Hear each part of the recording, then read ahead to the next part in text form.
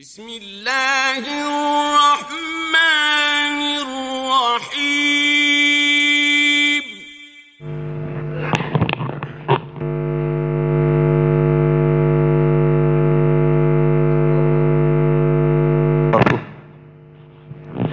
بسم اللہ الرحمن الرحیم۔ عن ابی ہریرہ رضی اللہ تعالی عنہ قال قال رسول اللہ صلی اللہ علیہ وسلم من غدا الى المسجد او راح اعد اللہ له فی الجنۃ نزلا كلما غدا او راح۔ رواہ مسلم۔ محترم حضرات، روئے زمین پر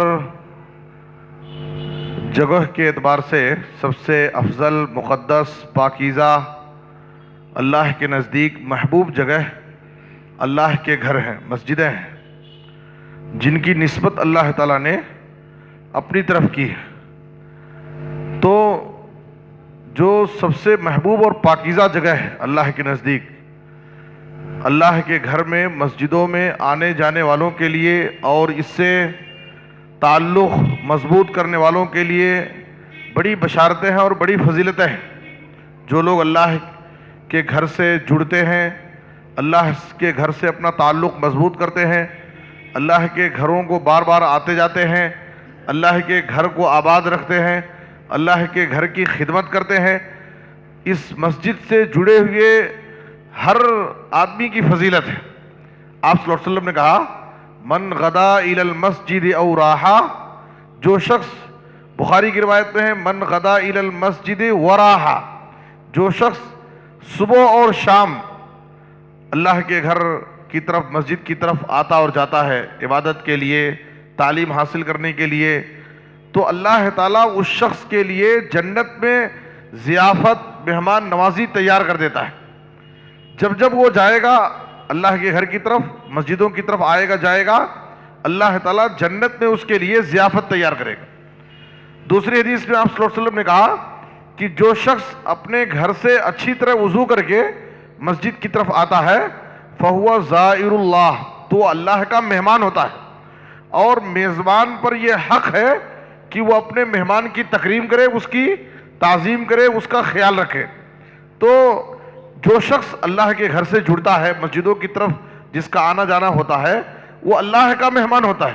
ظاہر ہے کہ جو اللہ کا مہمان ہو تو اللہ تعالیٰ ایسے بندے کی حفاظت کرے گا، اس کی قدر کرے گا، اس کی عزت کرے گا۔